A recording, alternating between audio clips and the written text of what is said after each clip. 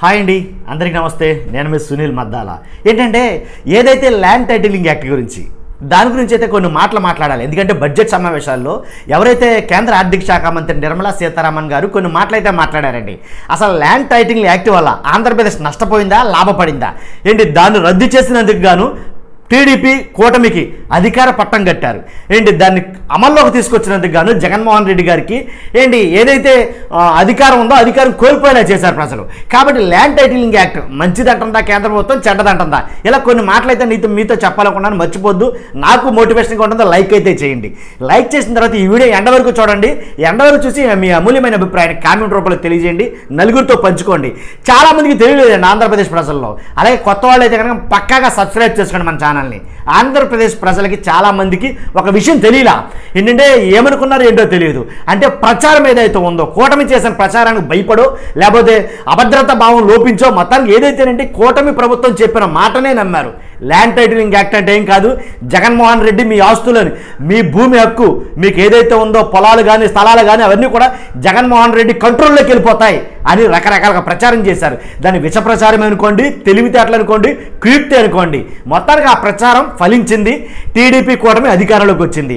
ఇప్పుడు ఈరోజు జస్ట్ నిన్న జరిగిన విషయం ఏంటంటే కనుక ఏదైతే అసెంబ్లీ సమావేశాల్లో 2 జీవోలు పాస్ చేశారు, ప్రవేశపెట్టారు, 2 బిల్లులు ప్రవేశపెట్టారు. ఏంటంటే ల్యాండ్ టైటిలింగ్ యాక్ట్ రద్దు చేయటం, అలాగే ఏదైతే వైఎస్ఆర్ యూనివర్సిటీ ఉందో దాని పేరు మార్చడం. కాబట్టి ఈ 2 బిల్లుల్ని ఆమోదించారు. కాబట్టి ఆమోదించిన తర్వాత అసెంబ్లీ సమావేశాలు ముగిసిన తర్వాత ఏదైతే కేంద్ర ప్రభుత్వం బడ్జెట్ ప్రవేశపెట్టిందో ఆ బడ్జెట్లో నిర్మలా సీతారామన్ గారు ఒక మాట అయితే మాట్లాడారు. మీరు అందరూ అబ్జర్వ్ చేశారో లేదో కానీ ఏంటంటే కనుక ఏదైతే ల్యాండ్ టైటిలింగ్ యాక్ట్ మొత్తం దేశం మొత్తం మీద ఏ రాష్ట్రాలు అయితే కనుక ఆమోదిస్తాయో ఆమోదించిన వారికి అత్యద్భుతమైన రెడ్డి ఎలా అంటే మామూలుగా కాదు, కొన్ని వరాలే ప్రకటించింది. ఎలా అంటే జస్ట్ 15,000 కోట్ల రూపాయలు ఇస్తే సంబరాలు చేసుకున్నారు, పండగ చేసుకున్నారు. నిజంగా ఎలా అంటే అన్ని క్రిస్మస్, రంజాన్ ఇంకా మొత్తం అన్నీ కూడా కలిపి చేసుకున్నారు అనమాట. కాబట్టి అలాంటి 15,000కి ఎలా అంటే ల్యాండ్ టైటిలింగ్ యాక్ట్ రద్దు కాకుండా ల్యాండ్ టైటిలింగ్ యాక్ట్ ఏ రాష్ట్రాలు అయితే ఆమోదించాయో, ఏ రాష్ట్రాలు అయితే దాన్ని ఇంప్లిమెంటేషన్ చేస్తాయో ఆ రాష్ట్రాలకి 50 సంవత్సరాలకి, మళ్ళొకసారి చెప్తున్నా, 50 సంవత్సరాలకు సరిపాటుగా 50 సంవత్సరాల వరకు కూడా ఎంతైతే కేంద్ర ప్రభుత్వంలో లోన్ ఇస్తుందో, అప్పు ఇస్తుందో ఆ అప్పుకి వడ్డీనే కట్టాల్సర్లా 50 సంవత్సరాల వరకు. 1,00,000 కోట్లు తీసుకున్నా, 10,000 కోట్లు తీసుకున్నా, 20,000 కోట్లు తీసుకున్నా, 10 లక్షల కోట్లు తీసుకున్నా ఎంత డబ్బు ఇచ్చిందా కేంద్ర ప్రభుత్వం అనేది లెక్కగట్టి దానికి రూపాయి కూడా వడ్డీ లేకుండా ఫ్రీగా 50 సంవత్సరాల పాటు దాన్ని వాడుకోవచ్చు అనమాట. అలాంటి అవకాశం ఏ రాష్ట్రాలకు ఇచ్చిందంటే కనుక ఓన్లీ ల్యాండ్ టైటిలింగ్ యాక్ట్ ఏదైతే ఉందో ఆ యాక్ట్ని ప్రతిపాదించిన వాళ్ళకి మాత్రమే, ఆ యాక్ట్ని ఆమోదించిన వాళ్ళకి మాత్రమే, ఆ రాష్ట్రాలకు మాత్రమే ఈ వెసులుబాటు కల్పించింది. సో దీన్ని బట్టి మీకు అర్థమైపోవచ్చు, క్లియర్గా క్రిస్టల్ క్లియర్గా మీకు అర్థమై ఉండొచ్చు ఏంటంటే ల్యాండ్ టైటిలింగ్ యాక్ట్ మంచిదా చెడ్డదా. మంచిదే మమ్మాటికి, కానీ ప్రచారమే అసత్య ప్రచారం వెళ్ళింది, ప్రచారమే ఏంటంటే కల్పిత ప్రచారం వెళ్ళింది. కాబట్టే ల్యాండ్ టైటిలింగ్ యాక్ట్ మంచిది కాదని జగన్మోహన్ రెడ్డి గారిని ఓడించారు. నిజంగా జగన్మోహన్ రెడ్డి గారు తీసుకొచ్చినటువంటి ఆ జీవో ఉండుంటే కనుక ఇవాళ రాష్ట్రం మీద వరాల జల్లు వర్షాలు కూర్చున్నాయి అనమాట. నిజమండి, ఎందుకంటే అప్పులేని అసలు వడ్డీ లేని రుణాలంటే మామూలు విషయం కాదండి. ఆంధ్రప్రదేశ్ అసలే ఆర్థికంగా వెనకబడిన రాష్ట్రం. కాబట్టి ఇలాంటి ఆర్థికంగా వెనకబడిన రాష్ట్రానికి అప్పు కట్టే కాదు, వడ్డీ కట్టే కాదు, వడ్డీ లేనటువంటి ఇలాంటి రుణాలు చాలా ఉపయోగకరంగా ఉన్ను, రాష్ట్రం ముందడుగు వేయడానికి ఉపయోగపడును. కాబట్టి ఇలాంటి అవకాశాలన్నీ కూడా చేజార్చుకుంది రాష్ట్ర ప్రభుత్వం. పైగా తగుదమ్మా అంటే నిన్నే ఒక బిల్లు పాస్ చేశారు. కాబట్టి జగన్మోహన్ రెడ్డి గారు చేసిన పని మంచి పనా లేదా కూటమి చేసిన పని మంచి పనా?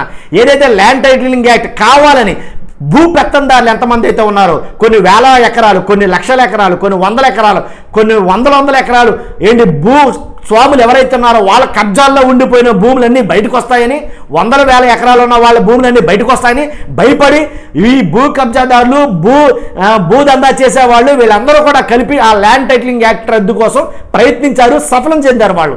కానీ లాసిపోయింది మాత్రం సామాన్యుడు, సగటు మానవుడు. నిజమండి, వాస్తవంగా ఆ ల్యాండ్ టైటిలింగ్ యాక్ట్ వస్తే కనుక ఎకరం పొలం ఉన్నవాడికి లాసేం లేదు, 10 ఎకరాల పొలం ఉన్నవాడికి లాసేం లేదు. వందల వేల ఎకరాలు ఉన్నాయితే ఎవరైతే ఉన్నారో ల్యాండ్ లార్డులు అలాంటి వాళ్ళకి లాసు. ఎందుకంటే అన్ని 100 ఎకరాలు నీకెక్కడిరా, అన్ని 1000 ఎకరాలు నీకెక్కడిరా అసలు. కాబట్టి ఇంత ఎలా సంపాదించావరా? సక్రమంగా సంపాదించావా, అక్రమంగా సంపాదించావా అని లెక్కలు వస్తాయి. లెక్కలు వచ్చి మొత్తం బొక్కలు దిగిపోతాయి తేడా వస్తే. కాబట్టి ల్యాండ్ టైటిలింగ్ యాక్ట్ని తీవ్రంగా ఎదుర్కొన్నారు. ఇప్పటికైనా తెలిసిందో లేదో చాలామందికి, కానీ ఈ విషయం మీకు చెప్పాలనే ఉద్దేశంతో. కాబట్టి ల్యాండ్ టైటిలింగ్ యాక్ట్ అనేది నేను అప్పుడు మంచిదని చెప్పా, ఇప్పుడు మంచిదని చెప్తున్నా. ల్యాండ్ టైటిల్ యాక్ట్ అనేది పూర్వపరాలు పరిశీలిస్తే కనుక దానికి క్షుణ్ణంగా చదివితే కనుక ఖచ్చితంగా దాని మీద 1200 పేజీలు ఎంతో దాని మీద ఏంటనేది ల్యాండ్ టైటిలింగ్ యాక్ట్ ఏంటనే దాని మీద ఒక వివరణ ఇచ్చారు, సుదీర్ఘ వివరణ. అది చదువుంటే కనుక, దాని గురించి వినుంటే కనుక ఖచ్చితంగా 100% ల్యాండ్ టైటిలింగ్ యాక్ట్ ద్వారా సామాన్యుడికి సగటు మానవుడికి ఖచ్చితంగా మేలు జరుగును, మంచి జరుగును. కాబట్టే కేంద్ర ప్రభుత్వం దాన్ని తీసుకొచ్చింది.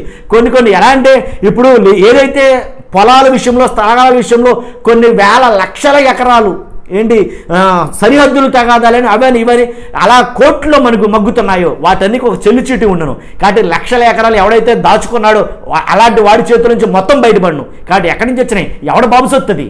కాబట్టి 100 ఎకరాలు 1000 ఎకరాలు లక్షల ఎకరాలు ఎక్కడి నుంచి వచ్చినాయి, ఎవరు సంపాదించి ఇచ్చాడు, మీ తాతలు ఇచ్చారా, మీ ముత్తాతలు ఇచ్చారా, ఎవరిచ్చాడు. కాబట్టి ఇవన్నీ కూడా మొత్తం లెక్కలన్నీ బయటకు వచ్చిన వాళ్ళ బొక్కలు దిగిపోయినాయి. అదే నేను అనేది. కాబట్టి ల్యాండ్ టైటిలింగ్ యాక్ట్ వద్దనుకోవడం అది ఆంధ్రప్రదేశ్ చేసుకున్న కర్మ అని నేనైతే అంటాను. దాంట్లో ఎలాంటి మొహమాట లేదు. కాబట్టి దాని గురించి తెలిసిన వాడిగా చెప్తున్నాను ఈ మాట. కాబట్టి మీలో ఎటువంటి సందేహాలు ఉన్నా సరే డౌట్ లేదు, ఖచ్చితంగా మీరు మీ అభిప్రాయం కామెంట్ రూపంలో తెలియజేయండి. ప్రతిదానికి నేను స్పందిస్తాను, సమాధానం చెప్తాను. ఓన్లీ ల్యాండ్ టైటిలింగ్ యాక్ట్ మాత్రమే. కాబట్టి ల్యాండ్ టైటిలింగ్ యాక్ట్ వల్ల ఏదైతే కేంద్ర ప్రభుత్వం ఇంకా చాలా వరాలు అయితే ఇచ్చిందండి. ఏంటంటే ఒక 50 సంవత్సరాల వరకు వడ్డీ లేని రుణాలే కాదు, ఇంకా చాలా అయితే కనుక ఇచ్చింది. ఓకేనండి, ఏదేమైతేనండి మిస్ అయింది, మిస్ చేసుకున్నాం.